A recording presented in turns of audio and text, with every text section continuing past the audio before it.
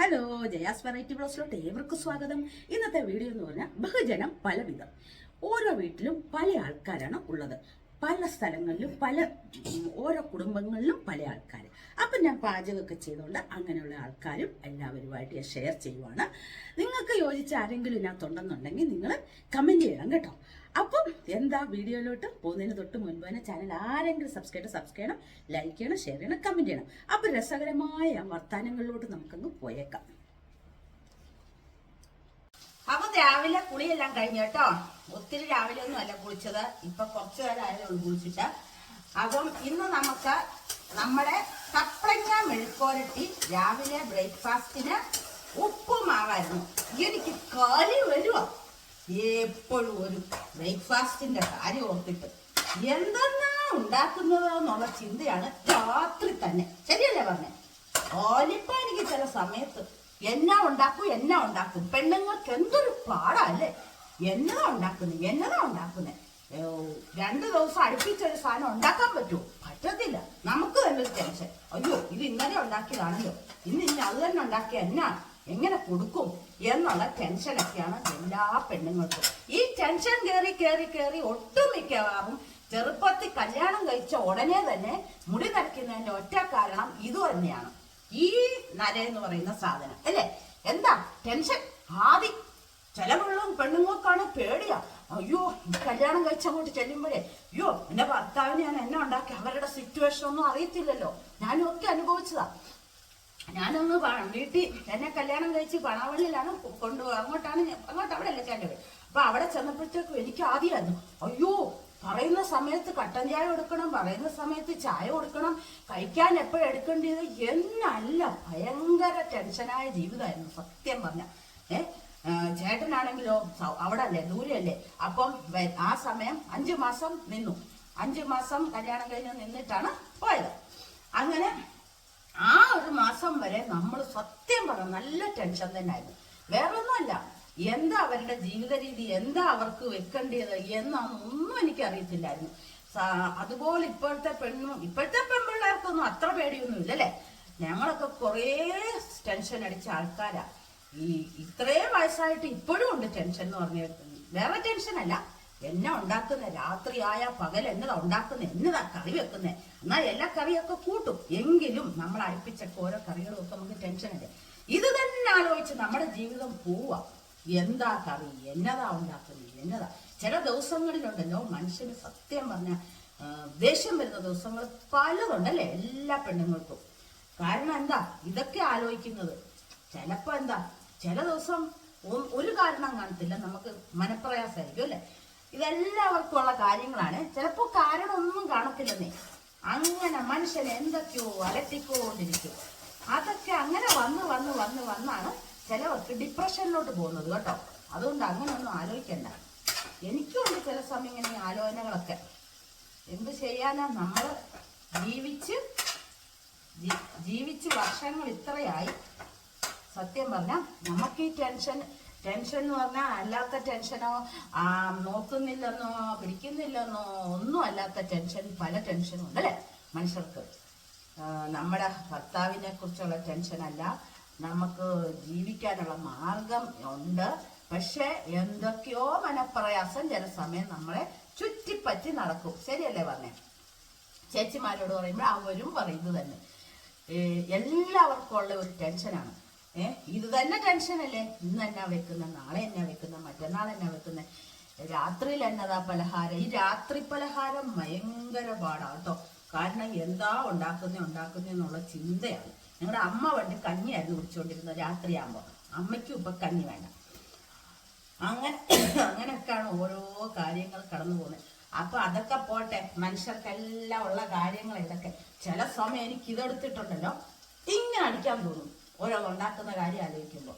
സത്യം പറഞ്ഞാൽ ചിലപ്പോൾ നമ്മുടേതായ ഓരോ കാര്യങ്ങൾ നമുക്ക് നടക്കാതെ വരുമ്പോഴും എന്നതാ എനിക്ക് പറയാൻ അറിയില്ല. നമുക്ക് ഒരിടത്ത് പോകണമെന്ന് വെച്ച് കഴിഞ്ഞാൽ അത് നടക്കാതെ വരുമ്പോഴും ആരോട് അല്ലേ, നമുക്കതൊക്കെ ഒരു വിഷമമാണ്. കാരണം എന്താന്ന് പറഞ്ഞാലും ചിലപ്പോൾ നമ്മുടെ കാര്യങ്ങൾ കേൾക്കാതെ വരുമ്പോഴും അതൊക്കെ ഒരു മനപ്രയാസത്തിന്റെ ഇതാന്ന് പറയാം സത്യം പറഞ്ഞാൽ അല്ലേ. മനുഷ്യർ പല വിധമാണ്, ബഹുജനം പല വിധം. പല ഭർത്താക്കന്മാരും പല വെറൈറ്റി ആൾക്കാരാ അല്ലെ? നിങ്ങളുടെയൊക്കെ ഭർത്താക്കന്മാർ എങ്ങനായിരിക്കും എന്ന് പറയണേ, കമന്റ് ചെയ്യണേ. എന്റെ ഭർത്താവിനെ കൊണ്ട് എനിക്ക് ദോഷങ്ങളൊന്നുമില്ല, ഒന്നുമില്ല കേട്ടോ. അപ്പം നിങ്ങളെ എങ്ങനെയാന്നൊക്കെ പറയാം. ചില പല പല സ്വഭാവങ്ങളാ ഭർത്താക്കന്മാരുടെ, അത് പറയാതിരിക്കാൻ പറ്റത്തില്ല അല്ലെ? പല സ്വഭാവം, പല പല പല വെറൈറ്റി. ചിലവർക്ക് മുൻകോപം കൂടുതലായിരിക്കും, ചിലവർ ശാന്തശീലമുള്ളവരായിരിക്കും. അത് ഭയങ്കര ഇത് തന്നെ കേട്ടോ. ശാന്തശീലം എന്ന് പറഞ്ഞു കഴിഞ്ഞാൽ അതൊരു വെറൈറ്റി തന്നെയാണ്. ചിലവർ നമ്മൾ പറയുന്നൊന്നും കേൾക്കത്തില്ല, അവര് പറയുന്നല്ല കേട്ടോണ്ട് നിൽക്കണം. ചിലവരാണെങ്കിലോ രണ്ടു കൂട്ടരും പറയുന്ന കേൾക്കും, ഭാര്യ പറയുന്നതും കേൾക്കും, ഭർത്താവ് പറയുന്നതും കേൾക്കും. അങ്ങനെ പല പല രീതിയിലുള്ള ആൾക്കാരാണ് സമൂഹത്തിൽ അല്ലെ? ശരിക്കും പറഞ്ഞാൽ പരസ്പരം അങ്ങോട്ടും ഇങ്ങോട്ടും വേണം അല്ലെ? പരസ്പരം ഒരാൾ പറയുന്ന കേൾക്കണം, അടുത്തയാൾ പറയുന്ന കേൾക്കണം, ഒരാൾ. അങ്ങനെയാണെങ്കിൽ എന്ത് ഒരിതാ. ചിലപ്പോ നമുക്ക് എല്ലാം ഉണ്ടാവേ, പക്ഷെ നമുക്ക് ചില സമയത്ത് ഭയങ്കര ദേഷ്യവും സങ്കടവും എല്ലാം വരുന്ന ദിവസങ്ങളും കാണും. അങ്ങനെയൊക്കെയാണ് കാലം. ഇന്നലെ ഗീന തന്നെ പറയുന്നില്ലേ, വാഴയുടെ വിത്ത് വാങ്ങിച്ചു വെച്ചിട്ട് കുറെ ആയി, സ്വന്തമായിട്ട് മേടിച്ചു വെക്കുമ്പോ അതിന് ചിലപ്പോ വിലയും കാണത്തില്ല, ആരാന്ന് പറഞ്ഞാല്. അത് നമുക്കൊരു സന്തോഷമല്ലേ, നമ്മൾ കുറച്ച് വാഴവിത്തോ എന്തെങ്കിലുമൊക്കെ മേടിച്ചു വെച്ച് കഴിയുമ്പോഴത്തേക്കും അതെവിടാണ് ഈ കുഴിച്ച് വെക്കേണ്ടേ, അതെവിടെ ചെയ്യണം, എവിടെ വെക്കണം എന്നൊക്കെ ചോദിച്ചു അതിന് മുൻപായിട്ട് പോയി ചെന്ന് ചെയ്തു. ചിലപ്പോ നമ്മൾ തന്നെ അത് വെക്കേണ്ടി വരും അല്ലേ? അങ്ങനെയുണ്ട് ആൾക്കാര്. എന്നാ ചെയ്യാനാണ്. ഇളക്കിയമ്മ ഇളക്കി. എന്റെ അമ്മ മെഴുക്കോട്ടി, ഞാൻ കുളിക്കാൻ കയറിയപ്പോഴേ മെഴുക്കോട്ടി ഇളക്കിയോ ഇല്ലയോ നോക്കാൻ വന്ന. ബാ അമ്മ ഇവിടെ. ഇത് വേറൊരു വെറൈറ്റി, ഇത് വേറൊരു വെറൈറ്റി കേട്ടോ. മെഴുക്കോട്ട് ചോദിക്കണ്ടേ, അടിച്ചു പിടിക്കുവോ എന്നൊക്കെ അറിയണ്ടേ? അതിന് ഞാൻ പിന്നെ എണ്ണീറ്റ് വന്നത്. ഓടി വരുമായിരുന്നു കേട്ടോ. മോള് കുളിച്ച് ഒക്കെ വന്നപ്പോഴത്തേക്ക് മറന്നു പോയോ എന്നോർത്തു. ഞങ്ങൾ കുറച്ച് ദിവസമായി ഷോർട്ടൊക്കെ ഇട്ടിട്ട് കേട്ടോ. ഞങ്ങൾ ഇടാവേ, നോക്കട്ടെ ഇന്ന് സമയം ഉണ്ടെങ്കിൽ ഇടാം. കുറച്ച് കാര്യങ്ങളായിട്ട് ഷോർട്ട് ഇങ്ങനെ ആലോചിച്ചിരിപ്പുണ്ട്. പെണ്ണുങ്ങളുടെ ജോലികളുടെ ഒരു ഇതാണ് കേട്ടോ. നോക്കിയിടാം. ഞാൻ ആരെയും കാണുന്നില്ലേലും എല്ലാരും എന്റെ അന്വേഷണം പറയുക. എല്ലാം പഠിച്ചു കേട്ടോ കേട്ടോ എല്ലാരും. എനിക്കാണ് ഇതിന് ജീന വന്നിട്ടുണ്ട്. ജയചേച്ചിക്ക് അവാർഡ് കൊടുക്കേണ്ടിയത്. അമ്മ പിടിച്ച് അഭിനയിച്ചതിന്, അമ്മ ഇതിനകത്ത് പ്രസന്റ് ചെയ്യിക്കുന്നതിന് എല്ലാം. ജീനയ്ക്ക് ഒരു ഹായ് പറഞ്ഞേ, ജീനക്കുട്ടിക്ക്. ജീനക്കുട്ടി ഒരു ഹായ്. അപ്പൊ മറ്റുള്ളവരിനി പിടങ്ങിയിട്ട് പറയും ഞങ്ങൾക്ക് എല്ലാവർക്കും ഒരു ഹായ് ഉണ്ട്. എല്ലാവർക്കും ഒരു ഹായ്. ചക്കര ഉമ്മി. അതെ, ചക്കര ഉമ്മ. ഇത് പണ്ട് കോളേജിൽ എവിടെയോ പഠിച്ച സമയത്ത് ഇതെങ്ങാണ്ട് പ്രയോഗിച്ചിട്ടുണ്ട് അല്ലെ? ഇത്ര പെട്ടെന്ന് ഇങ്ങനെ ഒരു ഇത് തോന്നുവാ? എന്റെ ദൈവമേ, കണ്ട കള്ളച്ചില്ല. ഞാൻ മനസ്സ് തോന്നെടുക്കാം കേട്ടോ. അതെ, ചെറുപ്പത്തിൽ ഇങ്ങനെയൊക്കെ ചിലപ്പോ നമ്മൾ കാണിച്ചെന്നിരിക്കുകയല്ലേ? ഇങ്ങോട്ട് നോക്കിക്കേ, ഈ പറയുന്ന രാജമ്മ തന്നെ ആണോ? ഞാനൊന്ന് പിടിച്ച് ഒന്ന് കലക്ക് ബ്രെയിൻ വാഷ് ഒക്കെ ചെയ്തെടുക്കാം കേട്ടോ. നമ്മുടെ കൃഷ്ണൻകുട്ടിനാര് വരുന്നതിന് മുമ്പ് ഓടിക്കോടുവാട്ടോ. അപ്പൊ നമുക്കിന്ന് പിടിച്ചിട്ട് ചോദിക്കാം. ഇങ്ങനെ കാണിക്കാൻ നല്ല പ്രാക്ടീസ് ഉള്ള പോലെ തോന്നുന്നു. പണ്ടത്തെ കാലമായിട്ട് ഞാനിങ്ങനെ നിങ്ങളുമായിട്ട് കാണിച്ചിട്ടുള്ള ആ ഒരു ഇതാ കേട്ടോ. എന്റെ അമ്മ, നമ്മുടെ ആ ടൈപ്പൊന്നും അല്ല നമ്മുടെ അമ്മ കേട്ടോ. അതുകൊണ്ട് അമ്മയുടെ അമ്മയുണ്ടല്ലോ പൊന്നമ്മ, ശൂർപ്പണയായിരുന്നു പൊന്നമ്മ. ഒരടി അങ്ങോട്ടും ഇങ്ങോട്ടും വെപ്പിക്കത്തില്ല. ഞങ്ങൾ തന്നെ പ്രായമായി, അച്ഛനും ഞങ്ങൾ 3 പെൺപിള്ളേരും അമ്മ അച്ഛനും കൂടെ അവധിയാകുമ്പോ പോവും. ചെല്ലുമ്പോ ചിറ്റ, അമ്മയുടെ അനിയത്തി രാധ ചിറ്റ, അവിടെ താമസിക്കുന്ന കുടുംബത്തായിരുന്നു. ചിറ്റ പറയടി നമുക്ക് പോയിട്ട് കടപ്പുറത്ത് വന്നു. രാക്ഷസിയായിട്ടോ പൊന്നമ്മ നിൽക്കുന്നത്. പൊന്നമ്മ പോകുന്നു, വേറെ പണിയില്ല, അവിടെ കുറെ ആൾക്കാരുണ്ട്, വേറെ പിടിച്ച ഒരു ടൈപ്പ് ആൾക്കാര്. നിങ്ങൾ എന്തിനാ ഇതെല്ലാം കൂടെ പോകുന്നത്? അങ്ങനത്തെ റൗഡിയായിരുന്നു അമ്മയുടെ അമ്മ പൊന്നമ്മ. വിടത്തില്ലായിരുന്നു. ഞങ്ങള് കുറെ ആയപ്പോഴേ ആദ്യമൊക്കെ അയ്യോ ദേഷ്യപ്പെടും. മൂലയിരുന്ന ചിറ്റ പറയും ഈ അമ്മയ്ക്ക് വരാൻ അമ്മ വരത്തില്ല, പിന്നെ ഞങ്ങൾ പോകുന്നതന്നെ നമ്മൾ ചിറ്റ വന്നു പറയും. ലാസ്റ്റ് ആയപ്പോഴല്ലേ ഞങ്ങളെ ഒരിടത്തും വിടത്തില്ല. അപ്പൊ ഞങ്ങള് കയറൂരി ഞങ്ങള് മതില് ചാടി ഓടി. ഞങ്ങള് പറഞ്ഞു അങ്ങനെ പറ്റത്തില്ലല്ലോ, നമ്മളെന്നെ അവിടെ ചെന്നാ വേറെ ഒരിടത്തിനും പോകണം അല്ലല്ലോ. നമ്മള് രസിച്ച ചിറ്റയ്ക്ക് ഞങ്ങളൊക്കെ ചെല്ലുമ്പോ ഭയങ്കര സന്തോഷമാണ്. നമ്മളെ കാണുമ്പോഴേ ചിറ്റ ഒന്ന് പുറത്തിറങ്ങുന്നുള്ളൂ. ചിറ്റയ്ക്ക് ജോലിയുണ്ട് കേട്ടോ. ചിറ്റ ഫസ്റ്റിലെ ഒറ്റ ടെസ്റ്റ് എഴുതിയുള്ളൂ PSCയുടെ. അഗ്രികൾച്ചർ ഡിപ്പാർട്ട്മെന്റിലായിരുന്നു. അടിപൊളി സാലറിയും അടിപൊളി പെൻഷനായി. ഇപ്പം പെൻഷനായിട്ടിരിക്കുന്നു. എറണാകുളത്ത് താമസിക്കുന്ന കളമശ്ശേരി. അപ്പം ചിറ്റയ്ക്ക് നല്ല പെൻഷനാണ് കേട്ടോ. ചിറ്റയ്ക്ക് വലിയൊരു മനപ്രയാസമായിരുന്നു. അവളുടെ ചിറ്റയ്ക്ക് ഒരു മോളും മോനുമാണ്. അപ്പം കല്യാണം മോളുടെ ആകുന്നതിന് മുമ്പ് തന്നെ അവിടെ അച്ഛൻ മരിച്ചുപോയി. ചിറ്റയുടെ ഹസ്ബൻഡ്, ഞങ്ങളുടെ ചിറ്റപ്പൻ മരിച്ചുപോയിരുന്നു. അത് തീരാ ദുഃഖം തന്നെ കേട്ടോ. മോനൊക്കെ എല്ലാവരും നല്ല പൈസ, നല്ല ഇതായിട്ടാണ്, നല്ല പൈസയുള്ള കേട്ടോ. പക്ഷെ ചിറ്റ പറയുന്നത് പൈസ മാത്രം പോരല്ലോ, ശരിയല്ലേ? അങ്ങനെയുണ്ട്. എന്നാ ചെയ്യാനാ, എല്ലാം കൂടെ ദൈവം കൊടുക്കത്തില്ല എന്ന് പറയുന്നത് എത്രയോ ശരിയല്ലേ? അങ്ങനൊക്കെയാണ് കാര്യങ്ങളുടെ കിടപ്പ്. അപ്പം നിങ്ങളെ ചെയ്യാം ചില ദിവസം. അപ്പം നമുക്ക് അടുത്ത ഇനി എന്നെ വഴക്ക് പറയരുത്, എനിക്ക് വയ്യ. ഞാൻ എൻ്റെ ഉണക്കച്ചമ്മീനെടുത്ത് ഫ്രിഡ്ജിൽ നിന്ന് എടുത്ത് ആറ്റിക്കളയാൻ വേണ്ടി നിങ്ങൾ ചിലപ്പോൾ പറയുമായിരിക്കും. ഞാൻ ഇന്ന് ഉണക്കച്ചമ്മീൻ ഇന്നലെ പീരയിലായിരുന്നു. ഇന്ന് ഞാൻ ഉണക്കച്ചമ്മീനും മാങ്ങയും കറി വെക്കും, ചക്കക്കുരു എല്ലാം ആയിട്ട്. ഇവിടെ ഭയങ്കര ഇഷ്ടമാണ്. അതുകൊണ്ടാട്ടോ ഞാനതൊക്കെ ചെയ്യുന്ന. അരച്ചെല്ലാം വെച്ചു. ഇത് മെഴുക്കുവരട്ടി, പിന്നെ എന്നാ ചക്കക്കുരു മാങ്ങയും കറി ഇരിപ്പുണ്ട്. നല്ല അടിപൊളിയാട്ടോ ചക്കക്കുരു. അതിന്റെ മീനിങ്സ് മനസ്സിലായല്ലോ, എന്തു കുരുവാന്നുള്ളത്. അതുകൊണ്ട് നമ്മള് ചക്കക്കുരുവും മാങ്ങയും കറി ഇന്നലത്തെ ഉറങ്ങിയതുണ്ട്. നമ്മുടെ ഉണക്കച്ചെമ്മീനും മാങ്ങയും അതിനകത്ത് ചക്കക്കുരു അതിനകത്തില്ലായിരുന്നു. അതിന്റെ കുറച്ചിരിപ്പുണ്ട്. നമ്മുടെ അമ്മ പറഞ്ഞു എനിക്ക് ഉണക്കച്ചെമ്മീൻ മാങ്ങയുള്ള പീര വെച്ചത് എനിക്ക് വെച്ചേര്, അത് ഞാൻ ഇന്നത്തേക്ക് കൂട്ടിക്കോളാം. ഓക്കെ, അതിരുന്നു. ചേട്ടന് ഉണക്കച്ചെമ്മീനും മാങ്ങയും ചക്കക്കുരു എല്ലാം കൂടെ കറിയുള്ളതാണ് ചേട്ടന് താല്പര്യം. അപ്പൊ നമുക്ക് അത് വെക്കാം. എല്ലാവരും താല്പര്യം നമ്മൾ നോക്കണ്ടേ? ചേട്ടന് അങ്ങനൊന്നും ഇല്ലല്ലോ, ഇഷ്ടം കേട്ടോ. അപ്പൊ നമുക്ക് ആ കറിയിലോട്ട് പോകാം. ഇനി അത് വെക്കാം അല്ലെ? അപ്പം വെടിക്കുരു, അതാണ് മെയിൻ കാര്യം എന്ന് പറഞ്ഞാൽ. അതാണ് ആ കുരുവിന്റെ പേര്.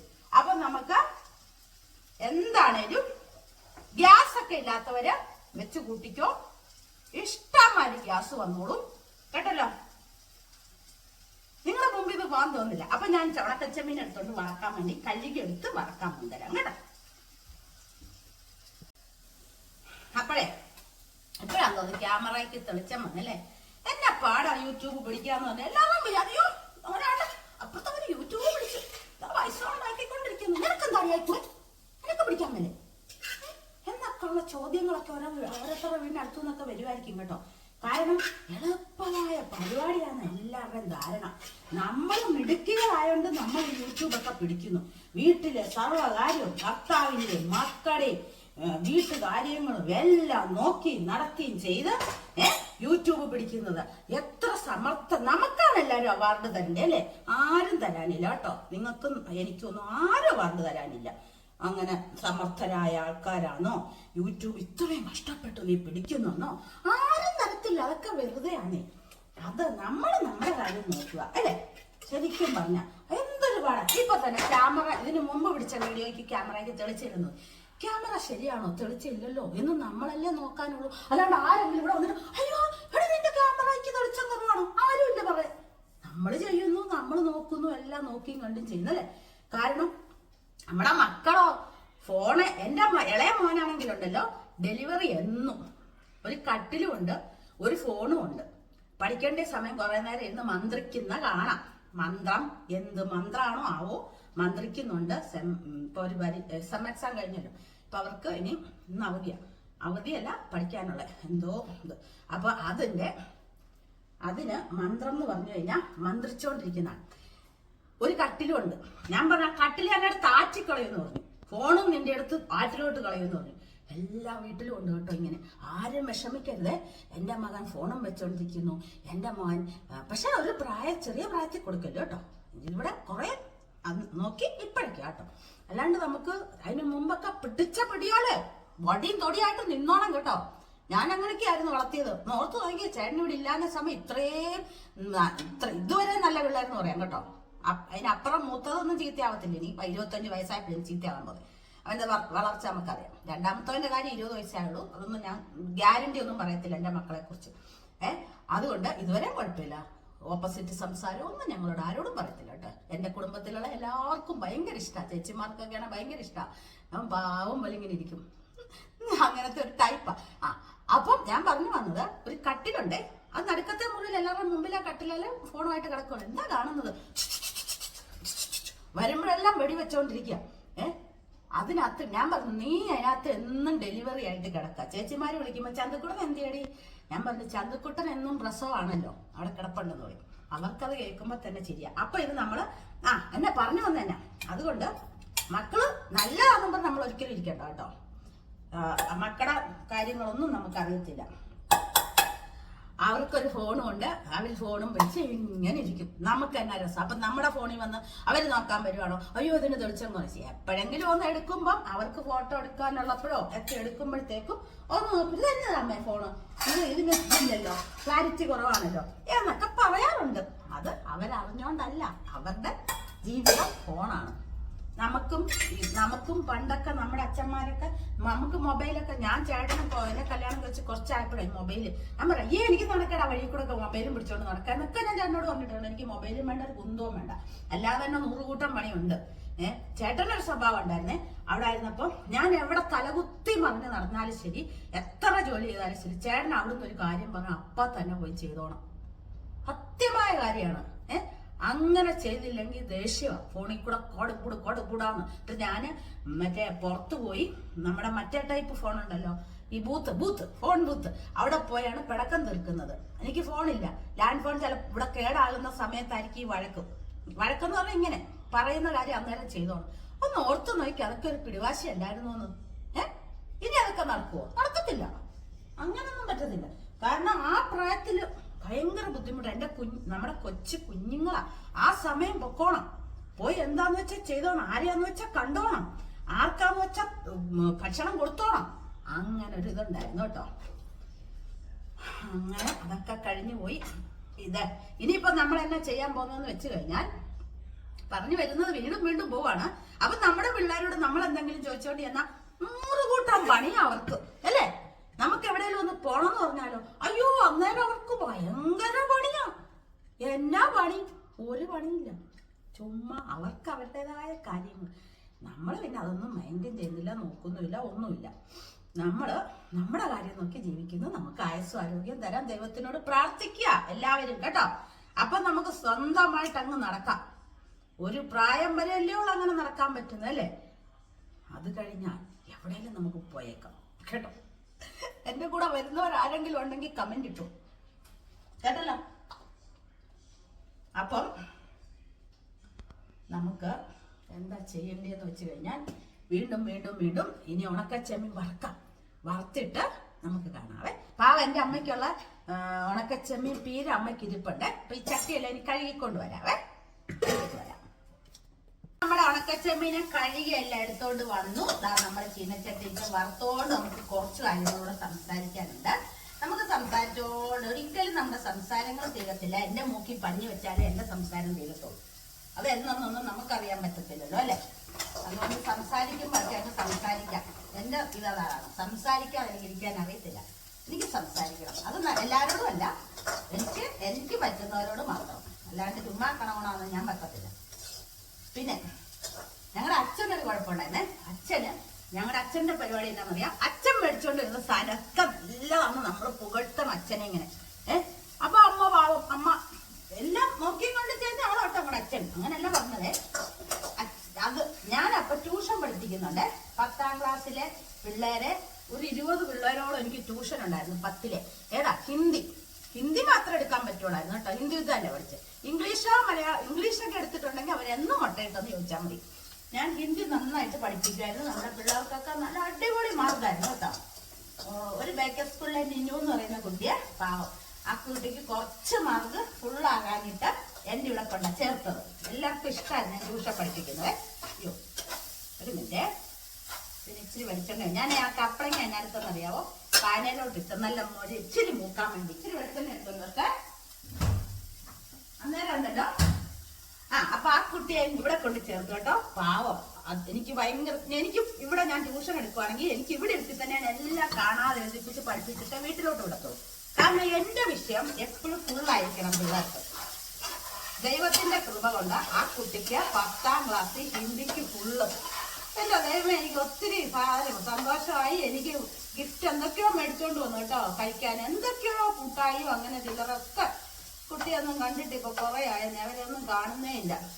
അങ്ങനെ പിന്നെ എന്റെ ഒത്തിരി സ്റ്റുഡൻസ് ഉണ്ടായിരുന്നു. മോലയുടെ ഈ നമ്മുടെ അശ്വതിയുടെ ഹസ്ബൻഡിന്റെ, എന്റെ കൂട്ടുകാരി അശ്വതി എന്ന് ഞാൻ പറയത്തില്ലേ, അവളൊക്കെ എന്നൊക്കെ പ്രായം കുറഞ്ഞ പിള്ളേരാട്ടോ. ഞങ്ങളൊക്കെ 8-9 വയസ്സിന് വ്യത്യാസമുണ്ട്. അപ്പം എന്നാലും ഞങ്ങൾ ഭയങ്കര കമ്പനി ആട്ടോ. അവളെ ഇങ്ങോട്ട് കൊണ്ടുവന്നല്ലേ. അപ്പൊ അനിക്കുട്ടൻ നമ്മുടെ ബന്ധത്തിലുള്ള മോനൻ ചേട്ടന്റെ മോന അനിക്കുട്ടൻ, അവന് ഒക്കെ ഇവിടെ ട്യൂഷൻ ഞാൻ പഠിപ്പിച്ചത്. അങ്ങനെ രസമായിരുന്നു കേട്ടോ. പക്ഷെ ഒരു ദൈവത്തിന്റെ ഇതുകൊണ്ട് അവന്റെ വൈഫ് അശ്വതി, ഞങ്ങള് അനിക്കുട്ടനേക്കാൾ ബന്ധമാണ് ഇപ്പൊ സത്യം പറഞ്ഞ അശ്വതിയായിട്ട് ഞാൻ കേട്ടോ. അത്ര സ്നേഹമാണ്, ഭയങ്കര സ്നേഹം എന്ന് പറഞ്ഞാൽ എപ്പോഴും ഒക്കെ ആൾക്കാർ അങ്ങോട്ടും ഇങ്ങോട്ടും കാണാൻ പറ്റും. അവൾക്ക് ജോലിയുണ്ടേ, അവൾക്ക് ഗവൺമെന്റ് ജോലിയാ, സ്കൂളിലാ. അപ്പം അവളെ എനിക്ക് ഞങ്ങൾ എന്നാലും അവൾ അവിടെ ഉണ്ടല്ലോ എന്നുള്ളൊരു സന്തോഷാട്ടോ. എന്ന് പറഞ്ഞാല് ഇപ്പം നമ്മുടെ വേറെ നമ്മുടെ കിളിയൊക്കെ ഉണ്ടാക്കിയ ഒരു അപ്പൂപ്പൻ ഞാൻ പറഞ്ഞില്ല, പ്രായമുള്ള 90 വയസ്സ്. അതൊക്കെ നമ്മുടെ ബന്ധത്തിലല്ല. ആ ചേട്ടന്റെ മരുമോള് അവളുടെ ഹസ്ബൻഡ് ഹരികുമാർ. ആ ഹരികുമാർ വലിയ ആളാണ് പാർട്ടിയുടെ. അപ്പൊ പുള്ളിയുടെ വൈഫാണ് സുപ്രിയ. അവള് ഇപ്പൊ എന്നും അവളുടെ കുഞ്ഞു കേട്ടോ. മോന് 4-ലായതേ ഉള്ളൂ, മോള് 8-ലാണ്. അപ്പൊ മോന് സൈക്കിൾ ഓടിക്കാൻ നമ്മുടെ വഴി നല്ലതല്ലേ. അപ്പൊ അവിടെ സൈക്കിൾ ഓടിക്കാൻ വേണ്ടിയിട്ട് ഓടിപ്പിച്ച് വേണ്ടിയിട്ട് ഇങ്ങോട്ട് വരും, വൈകിട്ട് വരും. അപ്പോൾ മനസ്സിനൊരു സന്തോഷം തന്നെ കേട്ടോ. കുറച്ചു നേരമൊക്കെ ഒന്ന് സംസാരിക്കുന്നത്, വന്നിരുന്ന് വർത്താനൊക്കെ പറയാം. അതിൻ്റെ ഇടയ്ക്ക് മിനിയില്ല നമ്മുടെ ശ്രീദേവി, അവള് ഡോഗിനെയും കൊണ്ട് ഇടയ്ക്ക് വരും. അങ്ങനെയൊക്കെ ഒരു സന്തോഷം തന്നെ ശരിക്കും അല്ലേ. അങ്ങനെ അപ്പൊ ഞങ്ങളുടെ അച്ഛൻ്റെ കാര്യമില്ല. അപ്പൊ ഭയങ്കര ഗമ്യ. ട്യൂഷന്റെ കാര്യല്ലേ പറഞ്ഞു വന്നേ. ട്യൂഷൻ എടുക്കുമ്പം ഫീസ് കിട്ടുമല്ലോ. ഫീസ് തന്നില്ല അപ്പൊ തന്നെ വിളിച്ചു പറയും, എനിക്ക് ഫീസ് തന്നിട്ടില്ല, സമയം കഴിഞ്ഞെന്ന് പറയും. അത്രയായിരുന്നു ഞാൻ. നല്ല രീതിയിൽ പഠിപ്പിക്കും. കറക്റ്റ് സമയം ഫീസ് കിട്ടിയില്ലെങ്കിൽ 2-3 ദിവസത്തേക്ക് ഗ്യാപ്പ് കൊടുക്കുവേ. എന്നിട്ടും തന്നില്ല ഞാൻ വിളിക്കും. എനിക്കൊരു നാണക്കേടും ഇല്ല, ഞാൻ വിളിക്കും. വിളിച്ചിട്ട് പറയാം, എന്റെ ഫീസ് കിട്ടിയിട്ടില്ല ചേച്ചി, എന്തായാലും കൊടുക്കാത്ത ചേച്ചി, ഇപ്പൊ തന്നെ ഇന്ന് തന്നെ കൊടുത്തു വിട്ടേക്കാന്ന് പറയും.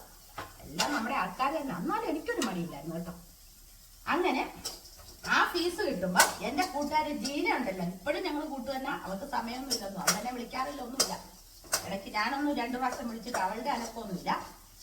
അപ്പൊ അവള് ഞാനും കൂടെ ഒക്കെ ഇതിന് തയ്യലും ഷോർട്ട് ഹാൻഡ് ഒക്കെ പഠിക്കാൻ പോയത്. ഞങ്ങള് തയ്യൽ പഠിച്ചിട്ട് ആകെ പഠിച്ച സാധനം എന്നാന്നറിയാം, ബോഡി തയ്ക്കാൻ. അമ്മൂമ്മയ്ക്ക് എൻ്റെ അടുത്ത് ബോഡി വെച്ചു കൊടുത്തു, അതാണ് പഠിച്ചത്.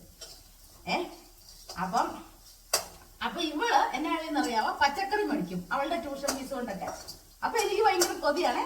അച്ഛനിവിടെ എല്ലാം മേടിക്കുന്നുണ്ട്, എന്നാലും നമുക്ക് വലിയ ഗമയല്ലേ ഇതൊക്കെ മേടിച്ചോണ്ടൊക്കെ. നമ്മുടേതായ ഒരു കൊണ്ടുവരുമ്പോഴത്തേക്ക് ഞാൻ മേടിച്ചോണ്ട് വരും.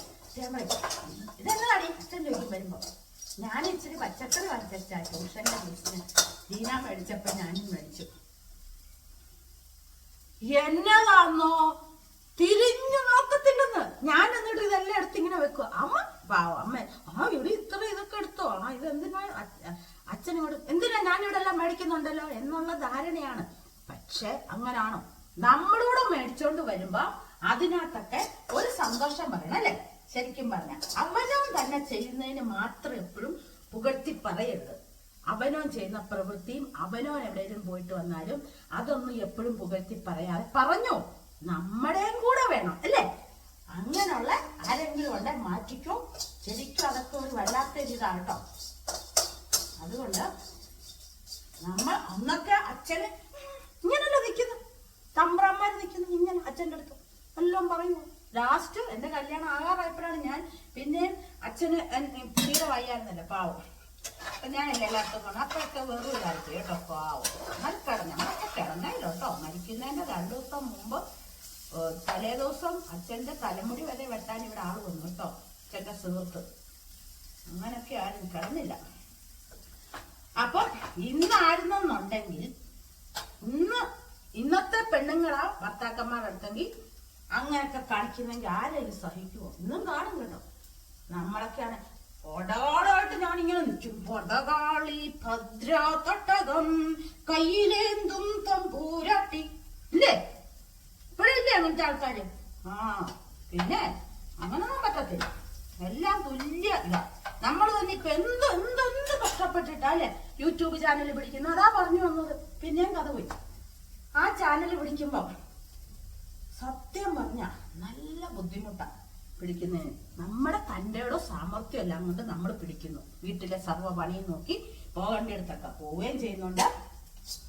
വേറെ നോക്കുന്നത് അവിടെ ജയം നടക്കുക. ആരും പറഞ്ഞെന്നല്ല, ഞാനൊരു എക്സാമ്പിൾ പറയുന്നുണ്ടാവും, നമുക്കറിയത്തില്ല.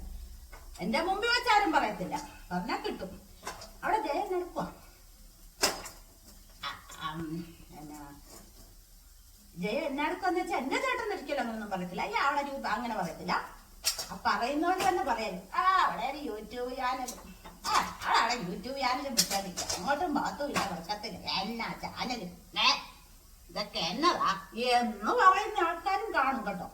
അപ്പൊ നമ്മുടെ ഇതൊക്കെ തലയും പാലും ഒക്കെ കളഞ്ഞ് ഒന്ന് കിറു വെച്ചിട്ട് മാങ്ങയൊക്കെ അരിഞ്ഞിട്ട് കാണാം. ഇത് നമുക്ക് മൊരിഞ്ഞ് കേട്ടോ നല്ലതായിട്ട്. ഇപ്പൊ നമ്മുടെ കപ്പളങ്ങ മെഴുക്കുവരട്ടിക്ക് ഒരു ഭംഗിയായി കേട്ടോ. ശരിക്കും ഇങ്ങനെ വേണം കപ്പളങ്ങ മെഴുക്കുവരട്ടി ഇരിക്കാന്. അല്ലാണ്ട് കുഴഞ്ഞിരുന്നു കഴിഞ്ഞാൽ നമ്മൾ ചേട്ടന്മാരെ ഒന്നും പറഞ്ഞിട്ട് ഒരു കാര്യമില്ല. അവർ തലക്കിട്ട് എപ്പോൾ അടിച്ചെന്ന് നോക്കിയാൽ മതി. പക്ഷെ എൻ്റെ ചേട്ടൻ അങ്ങനൊന്നും ചെയ്യത്തില്ല കേട്ടോ. ഇന്ന് എന്നാ കുഴഞ്ഞു പോയോ എന്നൊരു ചോദ്യം ചിലപ്പം വരും. അപ്പം നമുക്കൊരു മാനസിക ബുദ്ധിമുട്ടും. അത് വരുത്താതിരിക്കാൻ ഇങ്ങനെയൊക്കെ നല്ല രീതിയിൽ ചെയ്യുക. നമ്മുടെ ഉണക്കച്ചമ്മീനൊക്കെ റെഡിയായി. അപ്പോൾ ഇന്നത്തെ വീഡിയോ നിർത്താൻ സമയമായിരിക്കുന്നു. ഞങ്ങൾ ചോറുണ്ണാൻ പോവാണ്. ദമ്മോന്നിരുന്ന് ചോറുണ്ണുന്നു. ഞങ്ങൾക്ക് ചോറൊക്കെ വിളമ്പി വെച്ചു. അപ്പോൾ ഇന്നത്തെ വീഡിയോ എല്ലാവർക്കും ഇഷ്ടപ്പെട്ടെങ്കിൽ ലൈക്ക് ചെയ്യണം, ഷെയർ ചെയ്യണം, കമന്റ് ചെയ്യണം, സബ്സ്ക്രൈബ് ചെയ്യണം. എല്ലാവരും നമ്മുടെ ചാനലിനെ സപ്പോർട്ട് ചെയ്യണം. പുതിയൊരു വീഡിയോ ആയിട്ട് നമുക്ക് നാളെ തന്നെ കാണാം. ബൈ.